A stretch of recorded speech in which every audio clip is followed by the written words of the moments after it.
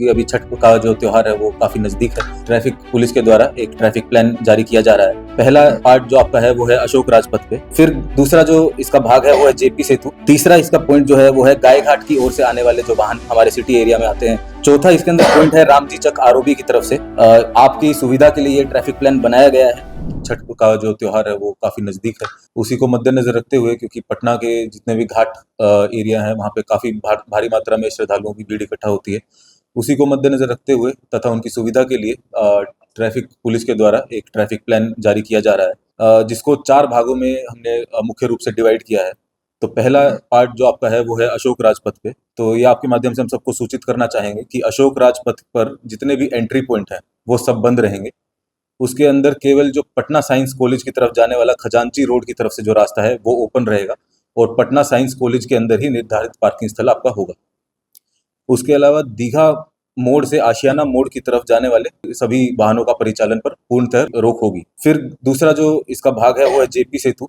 उसके अंदर 7 तारीख को दोपहर को 2 बजे से लेके शाम को 7:30 बजे तक और 8 तारीख को सुबह 3 बजे से लेके सुबह 6 बजे तक सोनपुर की तरफ से जितने भी वाहन जेपी सेतु से आते हैं उनके ऊपर पूर्णतः रोक होगी, ताकि हमारा जो जेपी गंगा पथ है वो पूरी तरीके से चलता रहे, वहां पे किसी प्रकार के जाम की असुविधा नहीं हो। भारी वाहन अभी भी उसके ऊपर पूर्णतः रोक है, लेकिन साथ ही में जो बस एवं जो यात्री जो आएंगे, जो श्रद्धालु आएंगे ट्रैक्टर और ट्रॉलीज में, उनके लिए भी हम ये सूचना देना चाहेंगे कि आप जेपी सेतु न होकर के गांधी सेतु की तरफ से आएं, तो आपकी सुविधा उसके अंदर बढ़ेगी। तीसरा इसका पॉइंट जो है वो है गाय घाट की ओर से आने वाले जो वाहन हमारे सिटी एरिया में आते हैं और वहाँ के जो घाट हैं उसके ऊपर जाते हैं, उनके लिए यह सूचना है कि गाय घाट की ओर से जितने भी वाहन आ रहे हैं उनको दीदारगंज पे या फिर न्यू बाईपास और ओल्ड बाईपास से जितना आपका एंट्री पॉइंट है वहां पर रोक दिया जाएगा।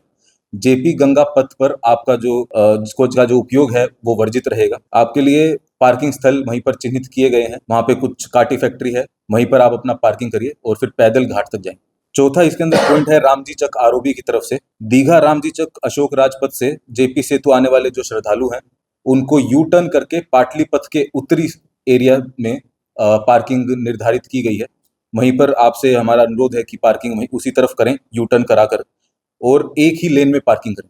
अटल पथ पर दीघा से आर ब्लॉक की तरफ आने वाले वाहनों पर परिचालन पर पूर्णतः रोक रहेगा।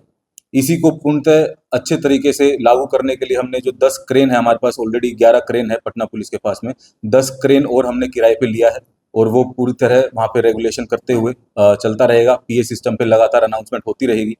लेकिन वही लास्ट आवर और लास्ट मोमेंट के रश को देखते हुए यह काफी बार देखा गया है कि लोग अपने घर से लेट चलते हैं सूर्यास्त होने से पहले या सूर्योदय होने से जस्ट पहले। तो यही अनुरोध हमारा कॉमन पब्लिक से है कि आप अपने घर से थोड़ा जल्दी चलिए, ताकि आप सही जगह पे सुरक्षित तरीके से अपने परिवार वालों को उतार सके, अपनी गाड़ी को अच्छे से पार्क कर सके और फिर पैदल घाट पे जाकर के त्योहार का लुत्फ उठा सके। लास्ट मोमेंट में काफी बार जो पेडेस्ट्रियंस हैं, जो हमारे पैदल चलने वाले लोग हैं, उनकी जान को भी खतरा होता है यदि आप गाड़ी तेजी से चलाते हैं। तो यही हमारी अपील है। दूसरी अपील ये है, जो हमने पुराने त्योहारों पर भी ये देखा है कि जब भी ट्रैफिक प्लान निकलता है तो काफी बार लोगों को इस चीज की सूचना नहीं होती है। प्रशासन और जो पुलिस के लोग वहां पे लगे हुए हैं उन लोगों को ट्रैफिक प्लान की पूरी जानकारी होती है। उनकी बात को सुनिए, उनसे बहसबाजी मत करिए। आपकी सुविधा के लिए ये ट्रैफिक प्लान बनाया गया है। नो एंट्री क्षेत्रों में एंट्री करने के लिए जोर देना, किसी को फोन करना, किसी को फोन करवाना या हमारे पास फोन करना, उससे कोई समाधान नहीं होगा। आपका जो प्लान बनाया गया है वो सभी लोगों के लिए है, तो उसी चीज को फॉलो करिए। गाड़ी को पार्किंग स्थल में ही पार्क करिए। यदि नो पार्किंग एरिया में गाड़ी मिलेगी तो उसे टो कर लिया जाएगा। उसके बाद आपके घर परिवार वालों को असुविधा होगी। और लास्ट मोमेंट का अपना रश मत करिए, यही अपील हमारी सभी लोगों से। इमरजेंसी वाहनों के लिए क्या है? देखिए, इमरजेंसी वाहनों के लिए जो अभी जो परिचालन है उसी तरीके से रहेगा। इमरजेंसी वाहनों के ऊपर किसी भी प्रकार की रोक नहीं।